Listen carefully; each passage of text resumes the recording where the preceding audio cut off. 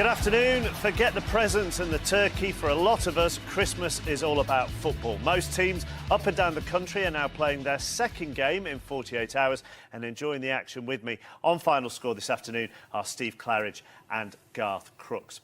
Now, in the lunchtime kick-off today, Spurs beat West Ham 2-0, but the story is coming from Stamford Bridge. At the moment, it stands Chelsea 0, Fulham 1.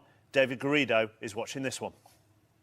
And as it stands, Mark, the home side could lose top spot in the Premier League before we see in the new year. They went behind early on thanks to their own poor defending. Paul Konchesky given far too much time and space to put an across from the left. Neither Ricardo Carvalho or John Terry managed to clear it. So Zoltan Gira pounced. He took a touch and volleyed past Petr Cech. An ill-advised back header from Carvalho almost let in Bobby Zamora for number 2 just after the break. Aside that, Chelsea have had all the chances. Didier Drogba forcing a smart save from Mark Schwarzer. John Terry is headed wide. Frank Lampard and John Obi Mikel have had shots blocked. Fulham have defended very, very resolutely, though. And one other reason to watch Match of the Day tonight, aside this result, whatever it appears to be, the entertaining handbags between Drogba and John Pansel in the first half. Chelsea 0, Fulham 1.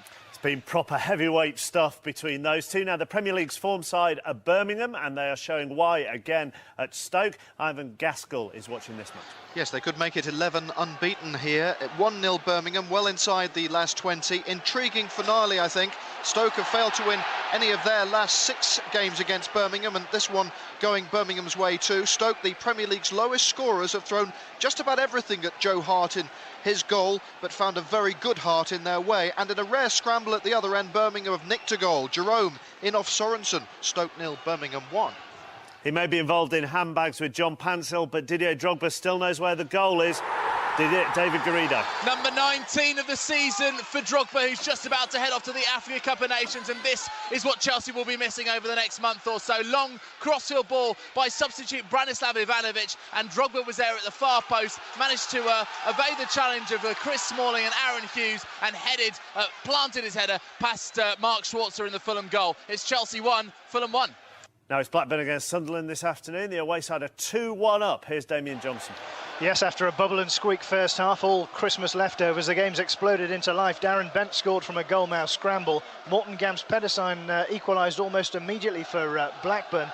That's their first goal at Ewood Park in nearly 5.5 hours of football. Bent got his second of the game and 13th of the season, pouncing on a fine through ball to finish clinically. Robinson just saved acrobatically to deny Bent, who's on a hat-trick, of course. A triple substitution from Blackburn as they chase the game. It's 2-1 to Sunderland. Wycombe against Brighton finished 4-4 in the FA Cup earlier this year. I tell you, it's going to happen again. Glenn Murray's hat-trick has put the away side 4-2 up, so Wycombe now need 2 more goals in the final 20 minutes. And Southend have now gone 2-1 up on Leyton Orient through Alan McCormack. Back to the Premier League, there's one goalless game at the moment, and it is at Goodison, where Mark Webber is.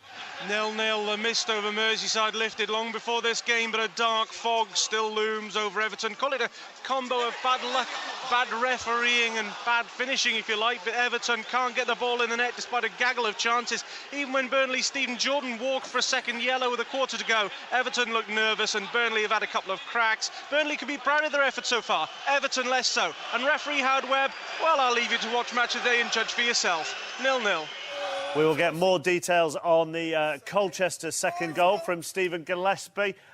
We won't do that. I tell you what, we will go to Stamford Bridge, where there has been another goal for David Garrido to tell us about. Well, what a get-out-of-jail card here for Chelsea. It's 2-1. It's an own goal from Chris Smalling, who is the debutant at 20 years of age in the Premier League here this afternoon. Solomon Kalou threatening on the right-hand side, managed to get towards the byline and flashed across goal. And then it came back from Dan Sturridge, came out somehow to Smalling, who could only divert the ball into his own net. Chelsea, having been 1 down for most of this game, now lead by 2-1. To nick a bit of commentary from a famous Rugby League Challenge Cup final, poor lad. He's responsible, Smalling, for both the goals. No, not the first one. Chris Baird. Chris Baird, right back. Yeah, he is right. He's not responsible for the No, he's not responsible. No, he's not. But I thought the ball came over his head for the Drogba first goal. Was it Chris Baird? Yeah, because Chris Baird is smaller than Pansel, isn't he? But what's happened is once Hodgson took off Pansel, who was competing with Drogba, suddenly things start to change, and that's been the difference. Andy Johnson comes on and they're vulnerable all of a sudden. Right, we're going to move on because there's been another goal at Ewood Park. Sam Allardyce made a triple substitution. Has it worked? Damien Johnson. It most certainly has, because El Hadj Diouf has stepped off the bench to score against his former club. It was a right-wing cross, floated into the middle. There was Diouf rising above the Sunderland defence. It was a very good header, actually. Straight past Fulham, and they're level again, 2-2. You know that some players don't celebrate against their former clubs. I can tell you El Hadj Diouf is not one of those after that goal. Back to where we were on Chelsea and Fulham. Yeah, I mean, the changes come about because, Obi Mikel's gone off, Sturridge has come on, he's had a big part in that goal. He's stuck Sturridge wide, they've got a bit of width at last, they've got a little bit of tempo to their game. And also what you've got is, Fulham on the other hand, they've taken Pencil off and Chris Baird has gone to right back. Eto'o's coming to midfield, but they've taken Gira off and put Andy Johnson up front, and all of a sudden, the game's open up and you're thinking, why do you need to open the game up from their perspective? Because as it was, they were tough to beat. They didn't look like they were going to break them down, Chelsea. And in a way, Fulham have almost opened the door for them. Andy Morell's second of the day has put Accrington now 3-2 behind against Bury, and there is a penalty at Glanford Park. West Brom are chasing the leaders, Newcastle, so has this gone in their favour? Steve Sutton. Well, they've just missed it. It was Dorrans who was on for his hat-trick. He's already got West Brom's 2 goals. He went to the other side of Joe Murphy this time, but Murphy guessed right, saved it with his feet, so it remains Scunthorpe 1, West Brom 2. Now, I promised you before all the mayhem at Stamford Bridge that we'd find out more about Colchester's second goal against Southampton. So, Robin Bailey, your time has now come. Well, you'd have thought that Colchester had put the game to bed with that goal from Gillespie. A nice, clever finisher. They've done it a number of times in this match, Colchester. Threaded the ball through the defence and finished with aplomb. Wordsworth in the first half, Gillespie in the second. Colchester on top at the moment, but Southampton haven't given up. All 3 subs are on. Connolly, one of them, has gone close twice, and they still have a chance in this match, even though there's only 12 minutes left. Really ambitious from Pardew in the second half, but I'm afraid at the moment, Boothroyd and Colchester are winning the game. Important score at the top of League One. It's 2-0 Colchester. And there's an important score at the top of the Championship as well. Nottingham Forest are hosting Coventry. Andrew James is watching this one. It's Forest 1, Coventry 0, Mark, and Forest really do look the real deal at the moment, chasing a 16th unbeaten game, of course. Coventry came here on the back of 3 straight wins. Robbie Earnshaw's goal just before half-time gave Forest the lead. They've gone close on a couple of occasions since, but credit to Coventry, who really are very much still in this game at the moment. It's Forest 1, Coventry 0. Ipswich were 2-0 up against QPR at Portman Road. There's been another goal. I imagine that Flavio Briatore is going to be very unhappy now, Andy May. Very, very unhappy, Mark. Ipswich have 3 points. They lead 3-0. John Stead has just scored his second of the game. He's had a great match playing up front with John, who has now come off as a sub. John Stead was due to miss this match after being sent off on Boxing Day. So even if Roy Keane's decision to appeal that is unsuccessful, it's definitely paid off. They're winning 3-0. The other goal came from Captain Walters. Peterborough were 4-0 down at half-time to Cardiff, but in the second half, they're getting themselves back into it. Andy Barwell. Yes, they've got back a couple of goals. Peterborough boss Mark Cooper sent his team out early for the second half. No doubt harsh words were said at the break. It had the desired effect, together with a double substitution of Josh Simpson and Lee Frecklington on for Aaron McLean and Exodus Gagan. Simpson bundled the ball home to get 1 goal back. Charlie Lee headed a second. There is some hope. Cardiff, though, irresistible in the first half. 2 goals from Joe Ledley, 1 from Jay Bothroyd, and 1 a great free kick taken by Peter Whittingham. Cardiff boss Dave Jones seems more than a little concerned. His team are on the back foot at the moment. Peterborough 2, Cardiff 4. Swansea started the day in the playoff positions in the Championship. They're taking on Crystal Palace. Jason Mohammed's watching this one. 2 teams looking for playoff places. It had all the makings of a decent game, but the referee Anthony Taylor spoiled that with a very controversial sending off on 16 minutes. Albert Saran has only just fought his way back into the Swansea team, and the defender was very unlucky to see red. He seemed to fall into Neil Dans, but Mr Taylor had no hesitation in sending him off. Since then, it's been all Palace. A fair play to Swansea. They've had to work really hard. Palace have had plenty of chances to win this game. Darren Ambrose, Calvin Andrew, Victor Moses, Alan Lee, all missing very good opportunities, but it'll be the referee who makes all the headlines tonight. Swansea City 0, Palace 0. Nottingham Forest were a goal up on Coventry. They're not anymore. A second has gone in at the City Ground. Andrew James. And it's gone to Forest, and it's gone to Dexter Blackstock, Mark. A marvellous strike from him. Daly had a bowler against one of his former clubs, and there were a few of them. Pulled the ball back in at the Bridgeford end, and Blackstock just absolutely thumped it beyond Kieran Westwood, who stood no chance. It's Blackstock's 16th goal of the season in League and Cup, and Forest lead Coventry by 2-0. What Alan Biggs would give for a goal. He's watching Sheffield United against Preston. Absolutely, it remains 0-0 at Bramall Lane. It's one of those games, Mark, we've all seen them. One team totally on top, in this case Sheffield United, can't get the goal, can't create enough clear chances, and the other team, Preston, exert an increasing stranglehold. So Henri Camara's miss late in the first half of the Blades could prove costly, but great credit in particular to Sean St Ledger, back with Preston from Middlesbrough, playing as if he's never been away at the heart of their defence, and just now somehow getting in the way of a point-blank header from Richard Cresswell. United have come no closer than that in this second half. It remains goalless. There was one Premier League game without a goal. It was at Goodison Park. That has now changed. Mark Webber.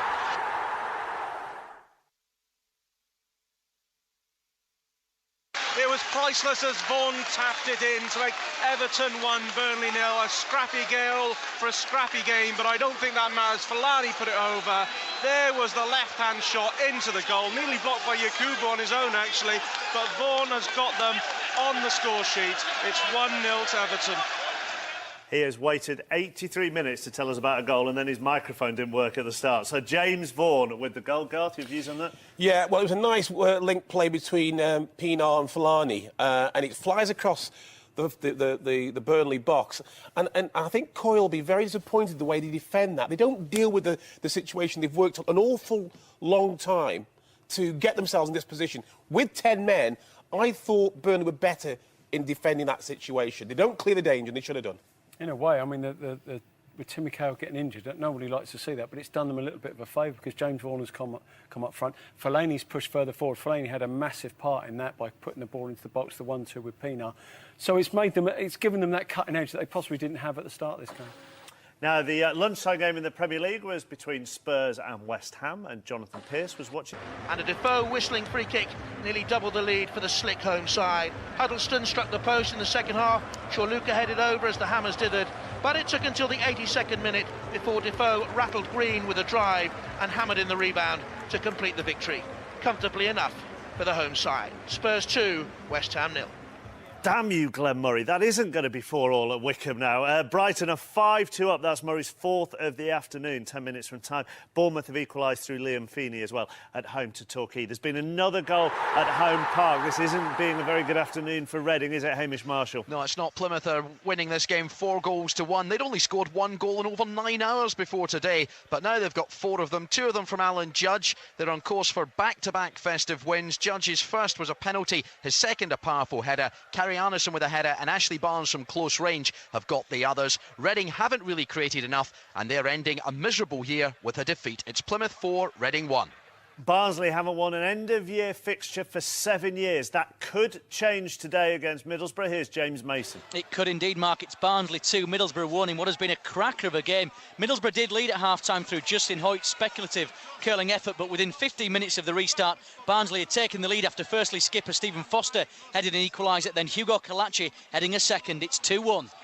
It's a mid-table battle at Ashton Gate between Bristol City and Watford. John Anderson. It's Bristol City 2, Watford 1. All 3 goals in the last 7 minutes of the first half of this one. Danny Haynes firing City ahead. Tom Cleverley's angled volley levelling for Watford just 4 minutes later. Then in first half stoppage time, Paul Hartley curling a magnificent free kick in off the bar. Watford have dominated the second half. Lansbury and Helgeson producing fine saves from Dean Gherkin, while Danny Graham volleyed over just inches away from a goal from all of 45 yards. Helderson's just had a goal disallowed. Watford have done everything but score, but Bristol City still lead 2-1. Couple of late goals gave Leeds the points at Stockport in the lunchtime kickoff in League One. They won 4-2. So Brentford need to win at Brentford. Charlton rather need to win at Brentford. That'd be difficult if Brentford won at Brentford. Charlton win at Brentford to keep the pressure on. Here's Mark Bishop. Brentford 1, Charlton Athletic 1 as we head towards full time. It's been a marvellous, no-holds-barred match, Mark. Played in front of nearly 9,000 here at Griffin Park. crowd trouble in the main stand threatening to spoil what's been a terrific occasion, where apparently 100 Charlton fans found themselves sitting in amongst the Brentford supporters away to my left in the main stand. Badly cut up pitch, but it hasn't spoilt the match. Carl Colt putting Brentford in front from close range, and then Charlton came back. Nicky Bailey from the penalty spot after Dixon had been upended by goalkeeper Lewis Price. Saunders for Brentford has just smashed a terrific effort against the Charlton crossbar. 1-1 here at Griffin Park. Wayne Curtis has pulled one back for Morecambe at the leaders Rochdale, but Rochdale still 3-1 up. Also in League One, it's Huddersfield against MK Dons. How's this one looking, Naz Premji? Still Huddersfield Town 1, MK Dons 0. Mark Paul Ince has brought on 2 strikers as he tries to get his side back on level terms. Jermaine Easter and Sam Baldock have been brought on to bolster the Dons' attack. At the other end, Jordan Rhodes has a miss of the season contender to his name. 6 yards out, nobody around him, and the rush of blood meant he blazed over when it was easier to tap in. Still, anyone's game here. The Dons piling forward, the Terriers, terrier-like in holding on. It's Huddersfield Town 1, MK Dons 0. Shrewsbury's top scorer Dave Hibbert looks to have put that game out of reach of Bradford. They now lead 3-1, and now let's find out more about Morecambe's goal from Alistair Mann at Rochdale. Well, their goal made it 3-1 through Wayne Curtis, but by then Rochdale were out of sight after scoring their third of the afternoon when Will Atkinson turned in from close range. That added to the first half goals by Chris Dagnall and Chris O'Grady. Rochdale have been well on top since the start and really ought to be more ahead than they are, and they are just about to. No, it has, it's gone in. It's 4-1 now, turned in at the near post by Will Atkinson again, I think. It was in a crowd of players, but it is 4-1 to Rochdale. They're going to be well clear at the top of League Two. Through him, I just see one of the misses of the season at Ewood Park, Damien Johnson. Yes, Chris Samba is an almighty goalmouth scramble. We've had 2 or 3 of those in this match as Blackburn pressed for what would be a winning goal. I think it was substitute Kalinic who first got his header that was blocked. Terrific defending by Sunderland. The ball broke to Samba. Goal at his mercy. He fired wide. It's 2-2. Into the Championship, there's been another goal at Scunthorpe. Steve Sutton. Yes, they have, and it was inevitable. It's Zuvalon for West Bromwich Albion. They lead now by 3-1 against 9-man Scunthorpe. Grant McCann given a straight red card for Scunthorpe for vociferous protesting at West Brom's second penalty, which incidentally Dorrans missed. But it's Scunthorpe 1, West Brom 3, West Brom heading for all 3 points. The Peterborough comeback is still on. Another goal at London Road. Andy Barwell. In the 90th minute, it's now Peterborough United 3, Cardiff City 4.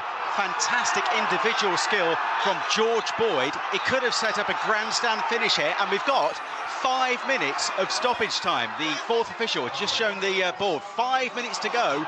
Anything's possible. Peterborough 3, Cardiff 4.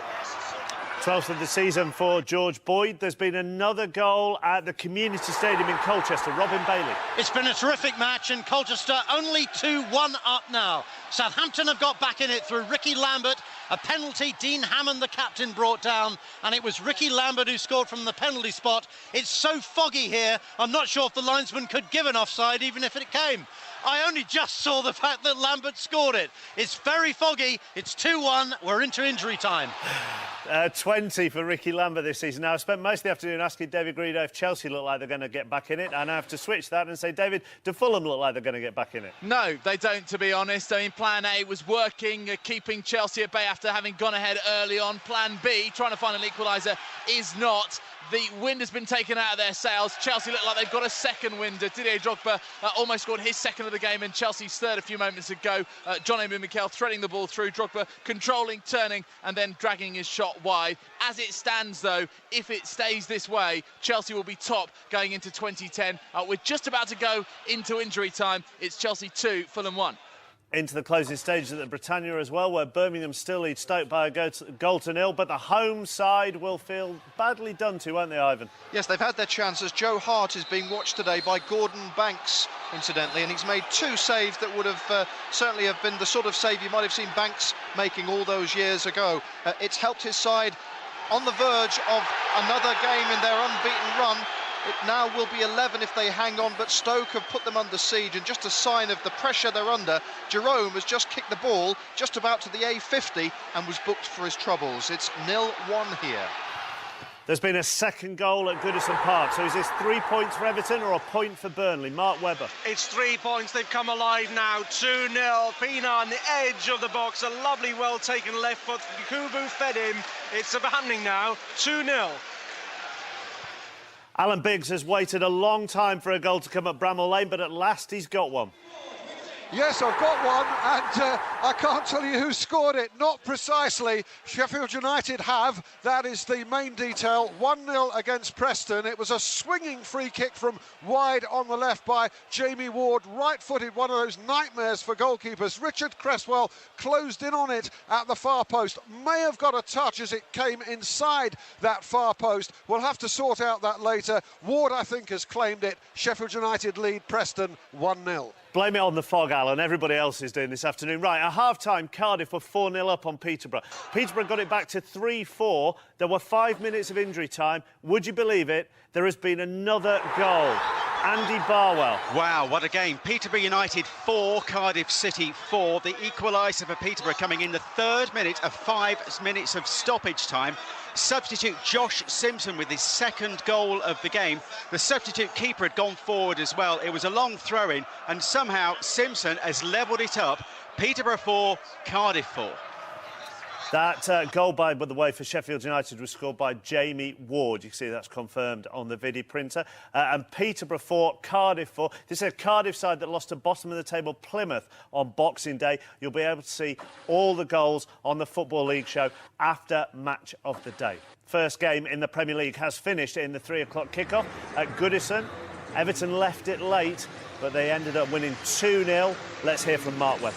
Not half, Mark. When Stephen Pienaar blasted in Everton's 2nd goal a few seconds ago, he stripped off to reveal a shirt saying, God is great. Well, to be honest with you, most Everton fans probably thought that God had deserted them for most of this match as they tried and tried and tried. But God loves a trier, especially James Vaughan, the super sub in the second half, who knocked in the first, and then Pienaar in that last minute. Fair play to Burnley. They put up a great fight as Everton were weak. Lots of chances for them. They didn't take them. They had a man sent off when Stephen Jordan got a 2nd yellow. A good performance by them, but Everton got what they needed, a 2-0 win here today.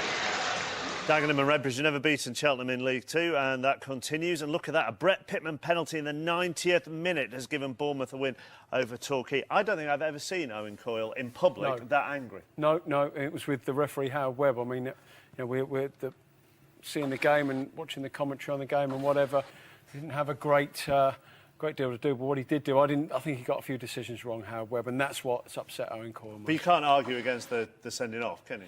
No, you can't. And to be honest, I mean, Everton were in the end, they were good value for it. Final whistle has gone at Ewood Park as well. Blackburn against Sunderland. In the end, it was a good game for Damien Johnson. Absolutely. Blackburn 2, Sunderland 2. Christmas leftovers before the interval. Christmas cracker thereafter. Darren Bent's scrambled opener was immediately cancelled out by Morton Gams-Pedersen. He was the man of the match, and that's Blackburn's first goal at home in 5.5 hours of football. Sunderland were back in front though, Bent racing onto a fine through ball to finish clinically his 2nd of the game and his 13th of the season. Sam Allardyce made a triple substitution, and one of those substitutes, El Hadj Diouf, headed the equaliser against his former club. Cue the grandstand finish. Bent was denied a hat-trick by a great Robinson save. Chris Samba, the Blackburn defender, produced the miss of the season, poking wide with a goal gaping. Exciting stuff, eventually. 2-2. And it did finish Peterborough 4, Cardiff 4, just to confirm that for you. Alex McLeish is one very happy man at the Britannia. In form Birmingham have won again. Cameron Jerome with the goal. Here's Ivan Gaskell. Yes, they have held on. Jerome's goal, scramble home just after half-time, means that Birmingham's extraordinary run continues. It's now 11 unbeaten Premier League games, matching a club record that stood for over a century. They're often under siege here, but in front of the watching Gordon Banks, no less, Stoke were denied by some fantastic saves by Joe Hart. Stoke just couldn't find a plan B after Birmingham scored their goal. It's just 1 win in 9 now. They're starting to look over their shoulders. Stoke 0, Birmingham 1. Dangerous sign when you don't play well and you win the game. And that's exactly what has happened today at Stamford Bridge. Chelsea did not play well at any stage in this game. Yes, they had chances. At the end of the day, they got the 2 goals, but they won the game when they played badly. It's very, very dangerous for those would-be champions.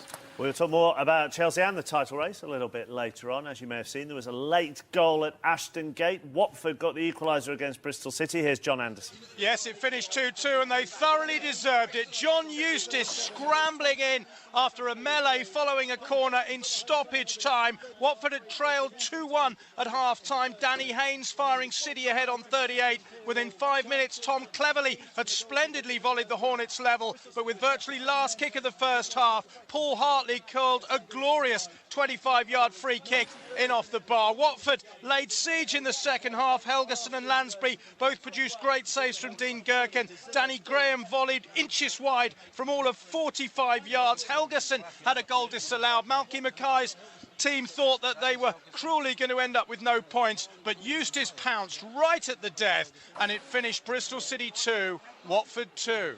And it finished Wycombe 2, Brighton 5. Wycombe conceded 9 goals now in their last 2 league games. It's also ended in the Championship at Glanford Park. West Brom have closed the gap on Newcastle, who don't play till a little bit later on. They beat Scunthorpe 3-1, as Steve Sutton can tell us.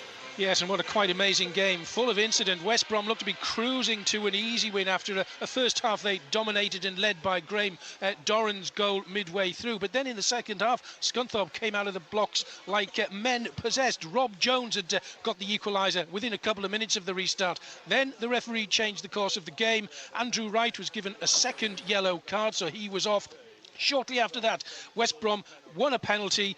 Dorrans converted it, and then another penalty shortly after that. Dorrans brought down. Dorrans was going to take it himself. Grant McCann for Scunthorpe protested too much in referee John Moss's opinion. He was given a straight red. Dorrans missed the penalty, but then a few minutes before the final whistle, West Brom took advantage of Scunthorpe's 9 men, and Zuvalon walked into the box unmarked and lashed it into the net. Scunthorpe 1, West Brom 3.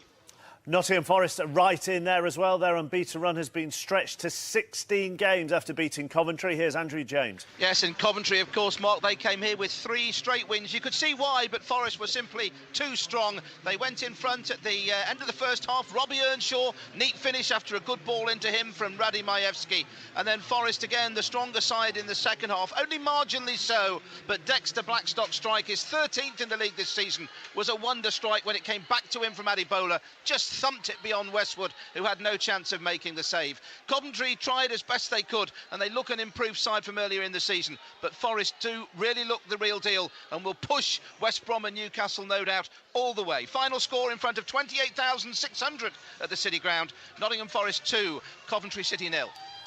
It's been a busy old afternoon. Now, don't forget that you can get all the build-up and all the goals as they go in from 2:30 every single Saturday. All you have to do is press the red button. OK, time to get the full classified results now here on BBC One with Tim Gudgin.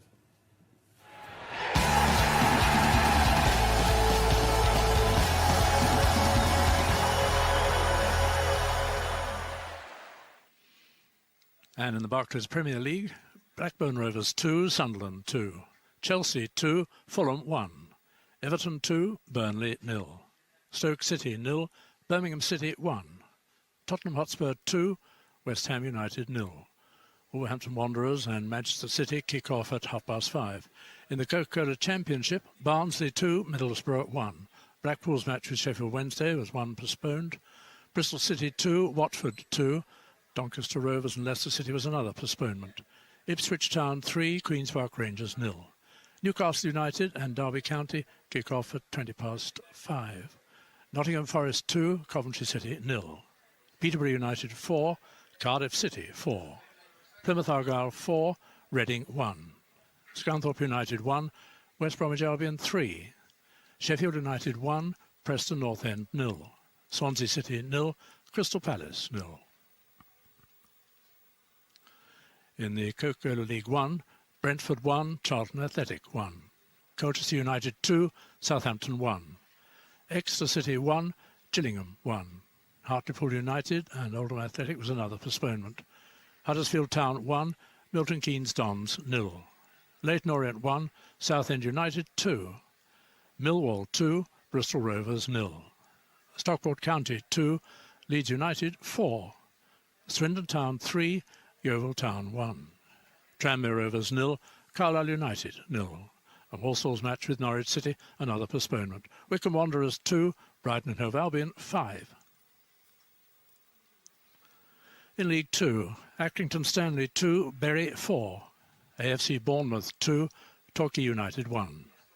Barnet 0, Northampton Town 0. Bradford City 1, Shrewsbury Town 3. Burton Albion 1, Notts County 4. Chesterfield and Rotherham United, a postponed match. Dagenham and Redbridge 0, Cheltenham Town 2. Darlington Lincoln City, another postponement. Grimsby Town 1, Port Vale 2. And yet a third postponement, Hereford United, Aldershot Town. Macclesfield Town 4, Crewe Alexandra 1. Rochdale 4, Morecambe 1. In the Blue Square Premier, the first three matches, Altrincham, York City, Chester City, Barrow, Gateshead, Wrexham, all postponed. Grays Athletic 2, Crawley Town 3. Hayes and Yedding United 4, Ebbsfleet United 2. Histon 1, Kettering Town 0. Luton Town 4, Eastbourne Borough 1. Mansfield Town 2, Cambridge United 1. Rushton and Diamonds 2, Kidderminster Harriers 1. Salisbury City 1, Oxford United 1. Stevenage Borough 0, AFC Wimbledon 0. And Tamworth 0, Forest Green Rovers 0. And let's see what all those results do to the table, starting with the Barclays Premier League. Chelsea will end the year on top, regardless of how champions Manchester United fare against Wigan on Wednesday. Arsenal and Villa have also yet to play this week, and those two are now split by Spurs, who move into fourth after their win over West Ham. Manchester City play Wolves tonight. 5 of the bottom 6 have yet to play this week, including the 3 clubs in the relegation zone. Portsmouth host Arsenal on Wednesday, 24 hours after Hull visit Bolton. West Ham are just a point above the relegation zone, having played at least 1 game more than all the sides around them. Into the Championship, Newcastle kick off at home to Derby at 5:20. Their lead has been cut to 5 after West Brom won at Scunthorpe to maintain their grip on second. Nottingham Forest extend their unbeaten run to 16 games with another victory this afternoon, so they remain hot on the heels of the Baggies, and they now have a 6-point cushion in third place. Cardiff threw away a 4-0 lead at Peterborough, but that point they got there is enough to move them above Leicester after they had their game at Doncaster postponed. Peterborough stay bottom despite that remarkable fight back in the 4-4 draw against Cardiff. They're now 5 points from safety. Sheffield Wednesday's game at Blackpool was postponed, leaving them frozen in the relegation zone. And Plymouth move above Wednesday and close to within 2 points of safety after beating managerless Reading at Home Park. In League One, Leeds United now have an 8-point cushion over their nearest rivals, Charlton, who were held to a draw today. Norwich remain third despite the postponement of their game, while Colchester move level on points. Huddersfield and Swindon both move up a place. Stockport and Wycombe both suffered heavy home defeats at the bottom, while Tranmere eked out a point.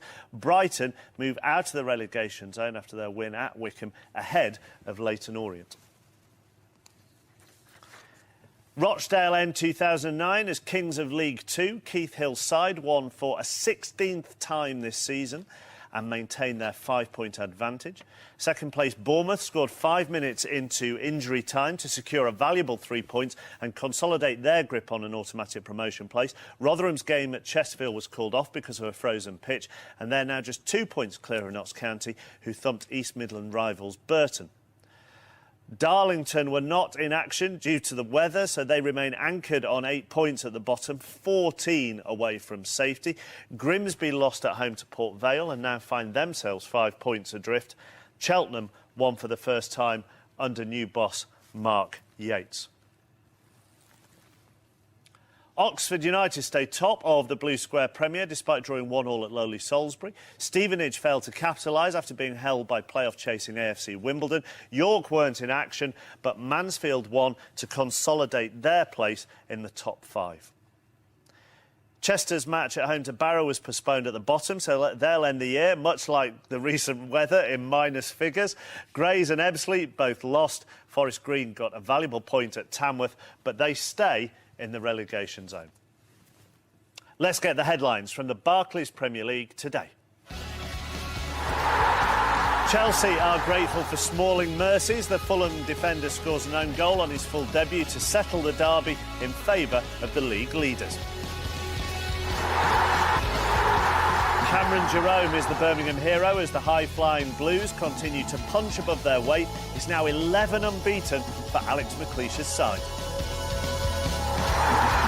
Jordan's boob proves costly for Burnley. The defender gets sent off and Everton capitalise with late goals from James Vaughan and Stephen Pienaar. It was subtle, was that one? El Hadj Diouf has the final say as Blackburn rescue a point. Victory had looked heaven-bent for Sunderland, but their England hopefuls' double strike is only enough for a draw. Match of the Day is on at 10:50 tonight on BBC One, as well as this afternoon's 5 games. There'll be highlights of tonight's match between Wolves and Manchester City. And the Football League show follows straight after Match of the Day at midnight on BBC One. It'll definitely be worthwhile for the Peterborough-Cardiff game alone, which finished 4-4. Now, the story of the Premier League, without a shadow of a doubt today, was Chelsea coming back from a goal down to beat Fulham 2-1. John Motson watched this one for us at Stamford Bridge. John, what brought about the change in direction for Chelsea, do you think, this afternoon?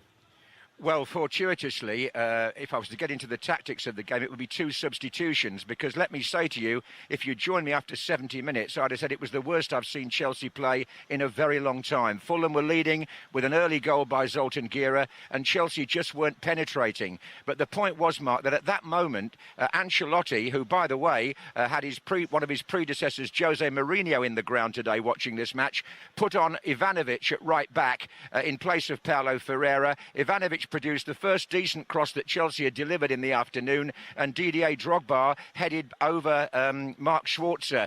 Fulham had to change their right back just earlier when Pansel was injured, and that may have had something to do with the goal. And then another bit of fortune for Chelsea, because Kalou crossed from the right. Daniel Sturridge looked as though he was going to score his first goal for Chelsea. Schwarzer saved the shot, and would you believe it, poor Chris Smalling, the 20-year-old making his first start in the Premier League today, had the misfortune to score an unavoidable own goal. So a matter of detail, really, Mark. The overall Chelsea performance was very poor. I would have to say that if they were to look over their shoulder and see Manchester United just 2 points behind at this stage of the season, it's 5 now, of course, but if United beat Wigan on Wednesday, well, all I can say is the Championship is still wide open. Without a shadow of a doubt, John, although I wonder how significant this result is going to be, and I wonder how significant the Chelsea players think this result is. They had a huddle, as we saw after the game. John Terry called them all in. Didier Drogba spoke to them. It was obviously amongst the players a big result. Well, it was, except that 3 of them are about to go off to the African Cup of Nations, and there are 1 or 2 other big-name players. We needn't mention names because none of the celebrity stars really shone today. There's still a misunderstanding between Petr Cech and his defenders. That may be something the Match of the Day boys have a look at tonight, because it happens so often. It's now becoming almost embarrassing. Yes, OK, it's a win, and that's what Chelsea will parade on going into the new year. But it was unconvincing, I have to say. Now, this is the last time that we are going to see you this year. It's actually the last time we're going to see you this decade. So before you go, I would like you to tell us your Premier League player of the decade and your Premier League team of the decade. I might not make another decade when I've said this, Mark, because I'm going to be very unpopular in the Republic of Ireland, because my player of the decade is Thierry Henry, and my team of the decade is the team he played in, the Arsenal Invincibles of 2004, who went through an entire Premier League season unbeaten. Very good. Right, thank you very much. And I would have a great new year, and I wouldn't spend it in Ireland if I was you. Thank you.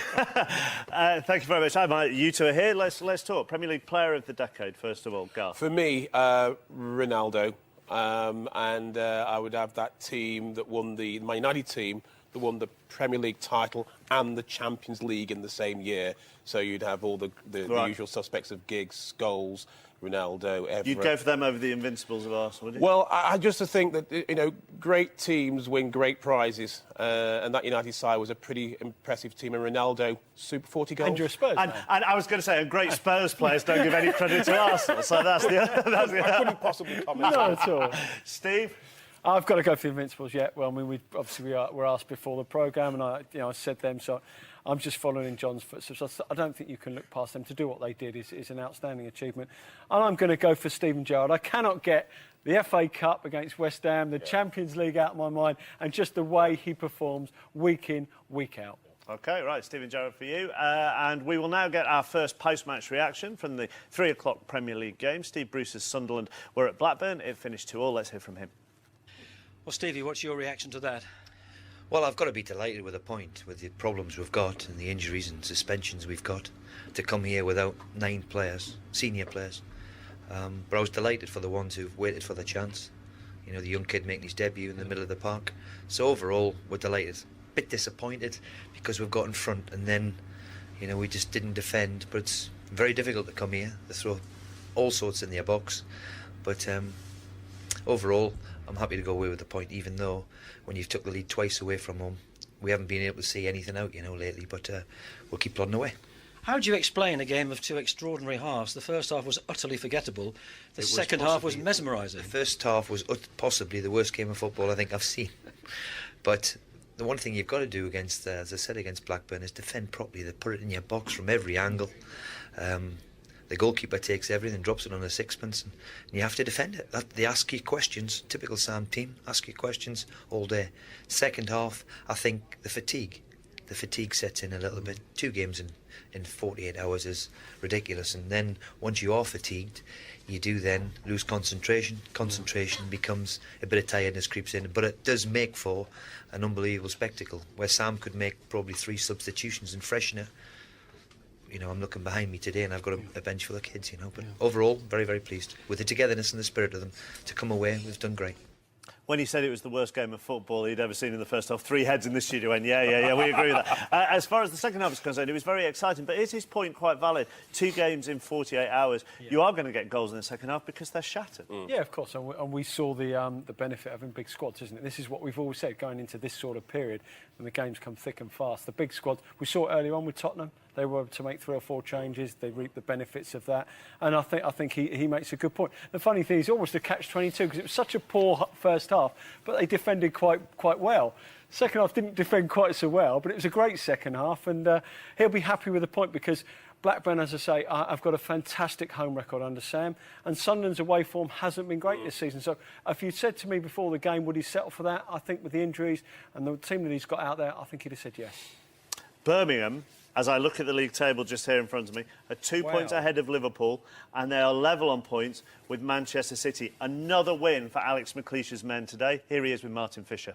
Well, Alex, 11 games unbeaten now. Your 6th 1-0 success. All these statistics keep coming out, but the main thing is Birmingham City, difficult to beat, and at the moment, keep winning. Yes, long may it continue. It's been a fantastic run from the players, and they've gone so many games undefeated is a fantastic feat, but to do it in the way they've done it, the style, the ability, not only the commitment, but the ability as well has been evident in these past few weeks. Big game for you on Boxing Day. Chelsea really tested you, but no signs of that today. You really went at Stoke City early doors. Yeah, I thought in the first half we passed it well. Ferguson and Boyer getting decent control in central midfield, and we also had the threat of the front 2 with their pace. Jerome in particularly good for him today, and great for him to get a goal. But you know, all round with the rocks at the back, the triangle, the goalkeeper, the 2 centre halves, and everybody round about them, they gave the inspiration to everybody. So many good performances out there, but a lot of the attention will go on Joe Hart. 2 more wonderful saves today, another clean sheet for him. Well, it was probably the only time he was called upon in the game, and it showed his concentration levels were there. It showed he's get the makings of a top goalkeeper. And you know, when the question was asked of him, he was there for us. The centre halves, the full backs, the people in front of him mopped up just about everything else before that and after those 2 great saves. I think those 2 fantastic saves knocked the stuffing out of Stoke. Now, we've spoken about big squads, but Birmingham's unbeaten run has kind of been with not far off the same starting 11 most weeks. Alex McLeish now has if reports are to be believed, £40 million at his disposal in January. Is that quite a difficult balancing act? I think it's a big test for him. Yeah. How you spend your money is the mark of a good manager. But I must say, I listened to Alec McLeish, and they did play well. They worked very hard. We've mentioned that before.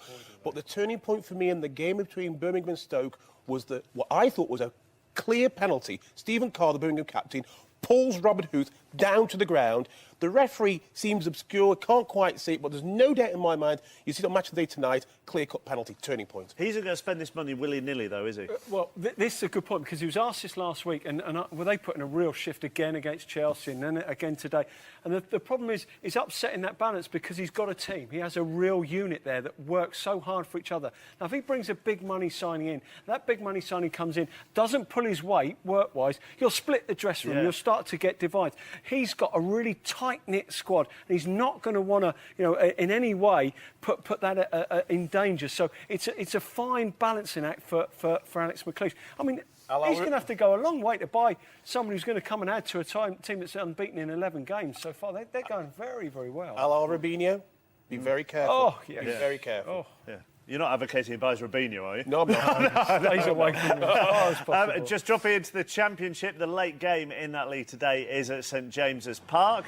It's at Newcastle, at home to Derby County. I can tell you that Newcastle have made 4 changes. Alan Smith has returned to captain the side. Andy Carroll and Peter Lovenkrands start up front, and Ryan Taylor comes in for Danny Guthrie. The Derby side features 5 changes. Mal Addison, Paul Green, Lee Hendry, Rob Holt and DJ Campbell all start. Lee Croft, Gary Teal and Paul Dickoff drop to the bench. Dean Moxley is suspended and Chris Porter is out injured. What Newcastle will give to be where Birmingham are, eh? Oh, absolutely. And all credit to Chris Hughton. I think he's done a fantastic job in difficult circumstances. It looks like he's got players responding to him. And if you've got players responding to the manager, that's what you can ask for. It's simple, Dead Garth. simple. Nothing there that the players don't understand. He's kept a solid shape, solid base, and he's just asked the players to do nothing more than they're capable of doing, and that's why they're getting the results. Now, commentary of that match at St James's Park is about to start on BBC Radio 5 Live, and of course there will be highlights in the Football League show at midnight tonight. That is on BBC One. Now, I tell you what, the Carling Cup semi-finals are on the way. They're going to be live on the BBC. There's a small matter of a game between 2 clubs in Manchester. What a goal from Carlos Tevez! Right footage goes for goal! Oh, magnificent! Owen. That is classic Michael Owen. This is a shot by Gibson. Oh, what a lovely, lovely goal! Heskey's onside here. It's in. Milner is turned neatly here. What a goal! Chimbonda is onside and Claridge has scored! Kakuta saved by Robinson and Blackburn are into the semi-final.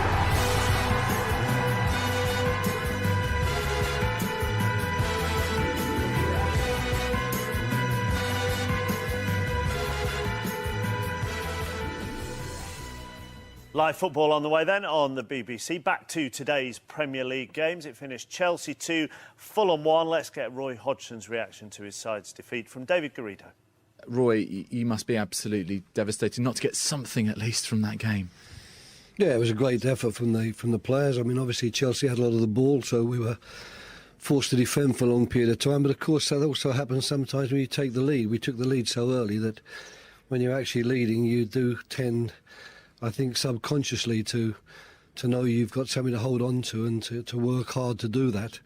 And as we saw, when we actually conceded the second goal, we had probably the better of the last 15 minutes and almost came out and scored again. But it's very disappointing for the players to put in such a great performance and to do so well and have nothing to show for it. But I shall take the positives from the game, which were, of course, the fact that for such a long period of time we could hold a rampant Chelsea side in check. And in terms of individual performances, perhaps unfortunate for Chris Smalling to effectively score the second goal, but on his Premier League debut, that wasn't a bad performance at all, was it, overall? No, it was excellent. I mean, in actual fact, he could do nothing about the own goal. It was a good save from Mark Schwarzer, which, of course, he's coming back into the 6-yard box to to make certain he's doing his marking in there, and the ball unfortunately bounds off his knee, and he actually makes contact with it and puts it in the goal. But I think the ball is almost over the goal line before he actually makes any contact with it. So it was an own goal, but it's one of those own goals which are impossible to stop. Just a quick word about the handbags, as it were, between John Pansel and Didier Drogba. How did you sort of see that tussle? Because obviously, once you'd taken him off, then he wasn't there when Drogba headed the first goal for Chelsea. It's a bit unfortunate. I mean, Chrissy Baird, who's a good defender at the back post, unfortunately lost the ball in the lights. I think he thought that he had the ball, but then he lost it in the lights, and he just managed to clear his head, and there was Drogba to head home. I don't know. I mean, Drogba spends a lot of time, doesn't he? I think the training was on 4 to 5 times in the first half. I don't tend to take too much notice, and I was more interested really in the shape of our team and how we were playing rather than getting involved in spats between two players. Although I did call it spats, and you two corrected me, so Roy Hodgson agrees with me. So at least Roy Hodgson's on my side. But it was very entertaining. It was very entertaining. It was full. It was a great contest between Pansel and Drogba. I termed it as a heavyweight contest at one stage. Pansel was getting the better and had the better of Drogba. It wasn't until he went off, and John Motson said he thought that Pansel was injured, in which case that's fair, and he had to go off. But make no mistake, once Pansel went off, Chelsea posed for him a real problem, and Drogba did the damage. It was the turning point, wasn't it? It was, in a way, but especially when you consider the way the goal came about, which Drogba had been pulling onto that back post, onto the fullback all day, and that's why he and Pansel come into contact so often. And you've got to say, Pansel's that little bit taller than Chris Baird, and Chris Baird, he might have lost the ball in the lights, but if Pansel had been there, you get the feeling he might have won the initial header, and then Drogba doesn't score. So yes, it had an immediate effect on the game. Everton left it late against Burnley, but they picked up the 3 points, and David Moyes has been speaking to Steve Bauer. David, you've been saying you've been getting the performances but not the points. You finally got both today. We did. Got a good performance, and took to late on again. It was beginning to get a bit anxious, but in the end the players got what they deserved. And 2 games running, you've kept going and scored late on. Yeah, we have. And as I said, we played really well in the first half, and we just didn't get that goal where play merited. But Burnley are resilient. They stick at it, and they had 1 or 2 chances themselves, one in the second half especially. But overall, I think in the end, we deserved our victory. 10 minutes to go, were you thinking, this is the same old story again, it won't go in? Well, it is, and I thought that the players were playing fine. I thought we were doing everything right. The introduction of James Vaughan gave us something different for a minute or two, and I think within a minute or two he got the goal. It was a well-worked goal as well, Pienaar in particular in the build-up to that. Yeah, well, I thought Stephen Pienaar and Felly done great for the goal, but I thought there was build-up and opportunities like that probably half a dozen times during the game. We didn't finish them. This time we got a little bit of luck. It fell to us at the back post and we stuck it in, which we were needing because we had missed 1 or 2 chances in the first half and had some excellent play which didn't result in goals. Needed a bit of a change of luck, didn't they, Garth? And they got it. Both goals are lovely created goals, but the second goal, really interesting when you watch a match of the day tonight. It's Yakubu who's come in for Saha, wide on the left-hand side by the touchline, turns on the ball, just blocks it and stands, and you see the Burnley player who tries to get it from Alexander him bounce off him, literally hits a brick wall and bounce off him, and Yakubu goes on, plays in Pienaar, goal. It's a wonderful moment. There was a slight weight differential between those two, isn't there? All right, well, let's get we've heard from Roy Hodgson, we can now get the opposing manager's view. Carlo Ancelotti has been talking again to David Garrido. Carlo, first of all, a vital 3 points, but perhaps not the most convincing performance? We did 2 performances. The first half was not good. Second half was really better. We did very well second half with great determination, the great play, as a great team, because it was not easy to change the game after the first half. We did a fantastic job second half. We deserve to win. Didier Drogba has now got 19 goals this season. Another crucial goal today. He was your saviour, really, getting that equaliser. Yes, Didier not only scored because he worked very hard.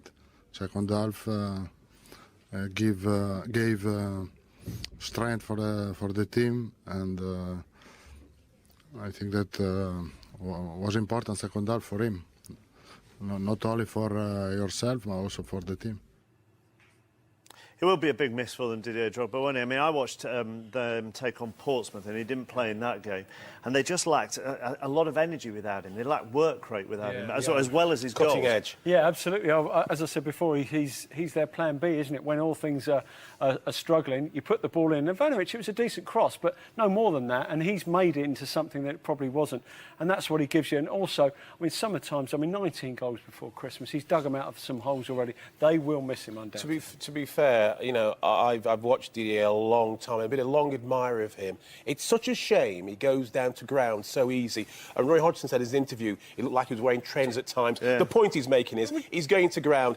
And at the moment, Chelsea, I'll go as far as to say Chelsea are living off Didier Drogba. He's the one that's pulling them out of jail time and time again. Though, Garth, but what I don't understand in this, why don't his teammates just go, if you just stop doing that, you would be a lot more admired and adored in this country. It's part of his upbringing. It's the way that, that he's learnt how to play football. But what you've got to say is that it's the tiny bit like that takes away. You don't let that take away from everything else that he's bringing, because he is working, allied to his great play, he's working so hard. Chelsea 5 clear of Manchester United, 7 clear of Arsenal. Both sides have game in hand. Is it a 3-way title race? Without doubt, in my mind, I think it's the best title race we've had some time. And who would your money be on at this stage? My money would be... Well, yeah, I've got to make you earn your money. All right, go on, I'll put a smile on your face, Man United. I went for Chelsea. I'm sticking with Chelsea. Really? Even given their current... I think they're very resilient, very tough. They'll be there at the shake-up. Interesting month for them. Absolutely. Okay. Neither of you said Arsenal. Not that I was expecting you to say it today, anyhow, Garth. Right, there's plenty of football on Radio 5 Live in the coming days. There's commentary on tonight's Wolves-Manchester City game, as well as the matches between Aston Villa and Liverpool tomorrow night, and Manchester United against Wigan on Wednesday. Don't forget, Match of the Day tonight for highlights of today's 6 Premier League games, 10 to 11 on BBC One. Looking further ahead, Football Focus is back next Saturday when the FA Cup third round takes centre stage. That's 12:15 on BBC One. And that's it for us here on BBC One. Final Score continues on the red button with more post-match interviews and reaction. And Final Score's back next Saturday for FA Cup Day. See you then. Bye-bye.